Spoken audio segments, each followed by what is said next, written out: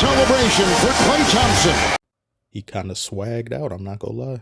Kind of remind me of French Montana. Step up in the party, step up in the party, high. Corner, he's got Klay. A fake, a fire, and a triple. And a little Curry shake there after that three. We could have had a good life together. Fucking real good life. Had us a place of our own. But you didn't want it, Ennis. So what we got now is Brokeback Mountain. The video tribute they gave Klay in Golden State was beautiful. It was awe-inspiring. I was both supportive and critical of Klay in the past, but these moments we really got to take a step back and appreciate what this man gave Golden State and his place in NBA history. I'm also going to appreciate something else that someone else has done. No, I'm not saying his name, but what number 23 did in this game. Gav, you've been great. I don't have a question. I just want to give you something. No. This is the first time in a minute I've seen this man trend high on Twitter for something other than WWE behavior. And after he did him dirty, he stopped to look down at him. Mind you, this is the second time he's done this to Gafford in the same spot, in the same clutch scenario. Gafford put on 20 pounds this summer to get babied by the same man in the same circumstance. Wouldn't let that shit happen to me, though. This is how I would be sleeping all summer the first time that happened. A second time by this serial menace? And then you go stop mid-game to look down on me? Never. There would be no way I'd be able to move on with my life. There'd just be no way. This game between the Warriors and Mavericks was hyped up, and it lived up to the hype. Cinematic Motion Picture Sundance Festival nominee. And the main character was a devious chef from Hell's Kitchen. In Curry's last 2 games, he scored a combined 73 points. He is now the oldest point guard in NBA history to have consecutive 30-point games, and the only players in NBA history, period, 36 years of age or older, to score 35-point consecutive games are Michael Jordan, LeBron James, and now Steph Curry. That's the tier this man now finds himself in. If he wasn't in anyone's top 10, I don't know what more he could do. He's in my top 10. There's no way I can keep him out of it any longer, especially after what he did in these past Summer Olympics. He tucked the entire country of France to bed. That's 68.17 million people he sung a lullaby to simultaneously. As I've said before, he is the greatest shooter in this universe. Aliens could invade, challenge us to a game of basketball, said pick your greatest shooter. Curry is shooting them out of the gym. I don't care what they're built like. I don't care what experience they have. They could be alive for millions and millions of years of evolution. You're done. E.T. Shut up. No need to waste your solar data. We'll call your ass a galactic Uber. This damn Warriors team is 4th in offensive rating and 3rd in defensive rating, and are currently leading the league in bench scoring, nearly 60 points a game. That's the most since the 1970s. That is a whole lot of crazy. And when you look at how they defended these Mavericks, and particularly focused in on Luka and Kyrie, they were able to give some issues and trouble to Luka. Kyrie didn't really start getting started or really getting hot till the 4th quarter because he's a 4th quarter assassin. That's what he does. And Luka was doing Luke Skywalker things, except in the 4th quarter. He was 0 of 3.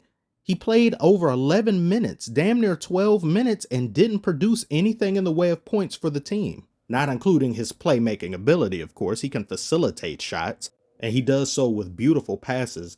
But he took some shots in this 4th quarter that were just weird.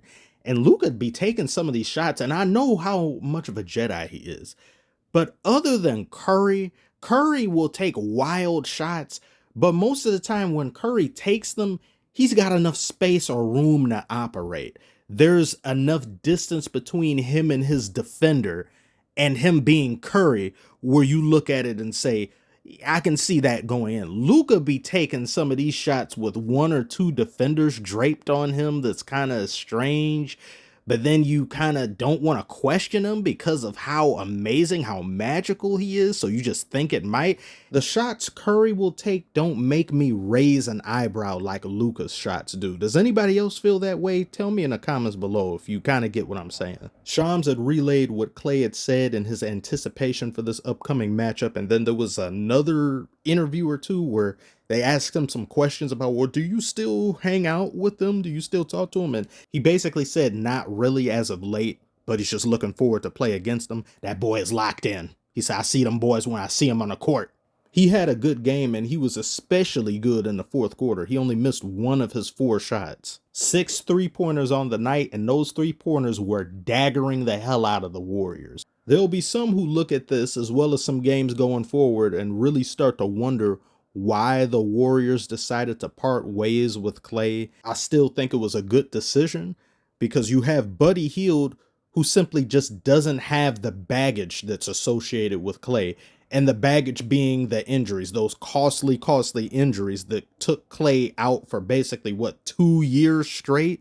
It made him second guess himself. He was in his own head. And mentally, it's just really hard for one to overcome that, especially when you've diminished as a player and you start to become consistently inconsistent.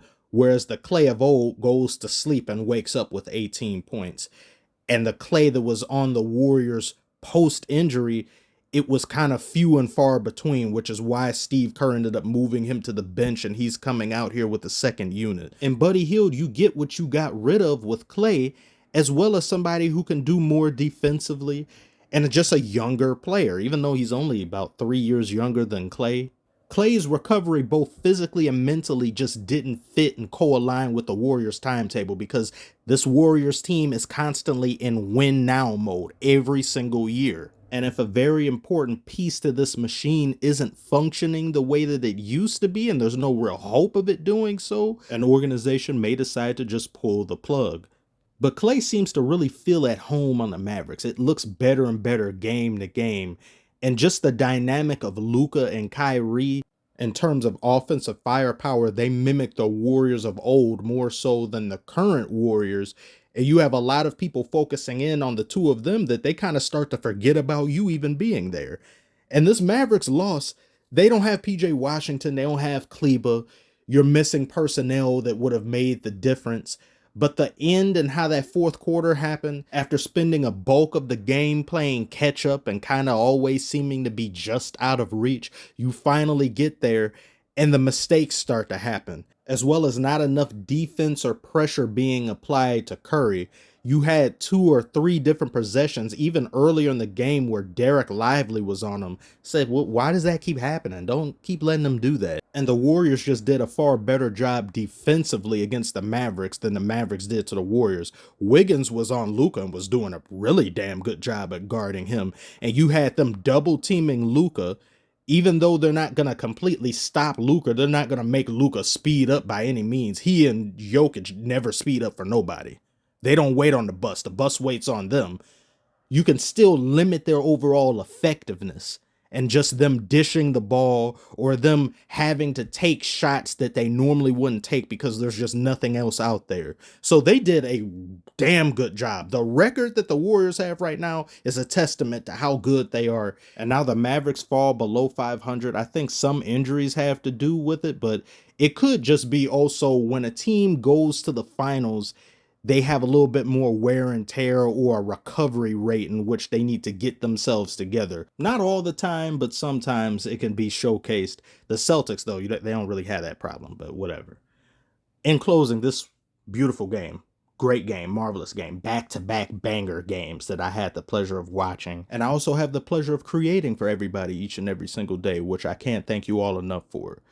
So thank you all so much for watching. If you made it this far, like and comment, subscribe if you are new, and I shall see you on the next one.